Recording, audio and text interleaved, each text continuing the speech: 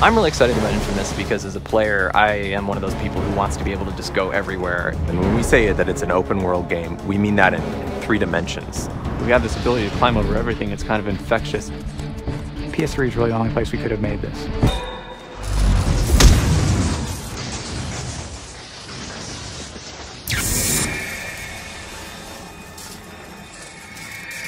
PlayStation 3 is kind of like a very deep well, and I have never seen the bottom of it yet, performance-wise. So it's a pleasure to have that freedom, to create a game where you're really limited by your imagination and the hardware is not this roadblock that it used to be. It's a large, interactive streaming world with tons of characters, tons of content, and we certainly take good advantage of the hard disk that's there to be shuttling all this information in. But perhaps the most important aspect of it for us is the cell processor. It's this mind-boggling number of calculations that are going into how to get everybody's feet and body lean in the correct place. And on top of that, it's doing visibility, it's doing a whole bunch of our skinning and animation code, it's doing particle systems. And all of this stuff has been crafted and created to run specifically on the cell processors. There are layers and layers of animations. It's something that the PlayStation 3 and our engine actually allows us to really take advantage of. It's just layering those and not having to worry about the overhead associated with that. Allows us to do some very creative things and some very expressive things. We really needed to have the power of the PS3 there. All the bandwidth we get out of the RSX graphics chip, the capacity of the Blu-ray. When we're making this game for the PS3, we're constantly amazed by how much the technology allows us to add a lot more. It's cool.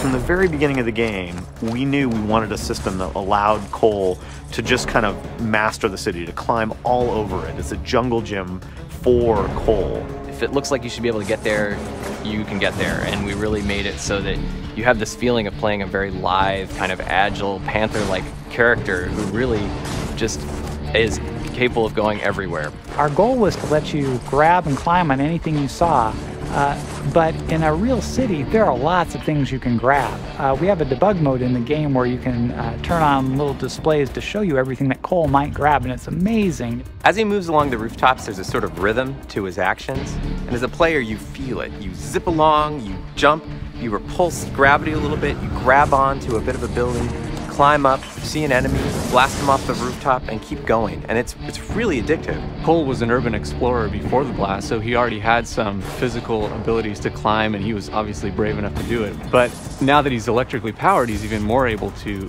take advantage of that. It kind of amps him up even more. We had to work really, really hard on figuring out what the player really intended when they're jumping through the air. Are they actually trying to grab that ledge, or are they trying to grab the ledge next to that? We call it reading the player's mind through his thumbs. We've been pretty successful with it, and it makes the game really fun to play because it doesn't feel like you're using the controller. If we do our job right, then the controller disappears. You don't think about it at all. You just do what you want to do, and it happens. If you had control of electricity, what would you do? One of the reasons we decided to make Cole an electrically based superhero is that electricity is all around you when you're in the city. You see power lines everywhere. You see light poles. You see, junction boxes on the wall. So wherever Cole goes, he's kind of really in his milieu. And our character draws electricity out of the power grid, and it fuels his powers. And of course, because we chose electricity, we could go really deep on that one subject. We've modeled all the metal in the world to conduct electricity, to jump between objects and zap people, zap enemies. We knew we really wanted him to be able to do these when hanging off the side of a pole, when standing on a bar, balancing on a bar, even when hanging from the edge of a ledge. And so we really put a premium on making sure that he could do all those things and he could fluidly move from jumping and landing to immediately shooting. What we chose to do was pick the power for the hero around what would be really fun in a video game context, and then build the world and the guy's personality and everything around that one choice. Because we're making a superhero game, or a guy with superpowers, it really seemed like we need to give you this opportunity to be heroic, to make choices that were sort of for the greater good, at the expense of maybe something you might want.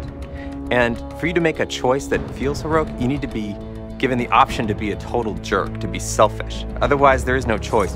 The more you use your powers for good things, you'll find that your powers start offering you opportunities to maybe be more precise with your attacks. On the flip side, the more evil you are, the more grand and destructive your powers will become kind of on a course way. And that's kind of our desire to really give the player this experience of, hey, it's the path I'm choosing that matters. The people in Empire City, the people that you're helping, they'll remember if you're a jerk. They'll remember if you're a nice person. And that'll affect how you get to play the game in the future. If they like you, they actually might lend a hand with some of the things you need to do.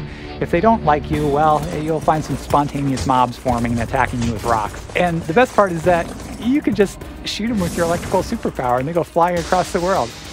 It's a believable character in believable human situations, except for that you've got this kick-ass supernatural power, and you get to choose how to use it.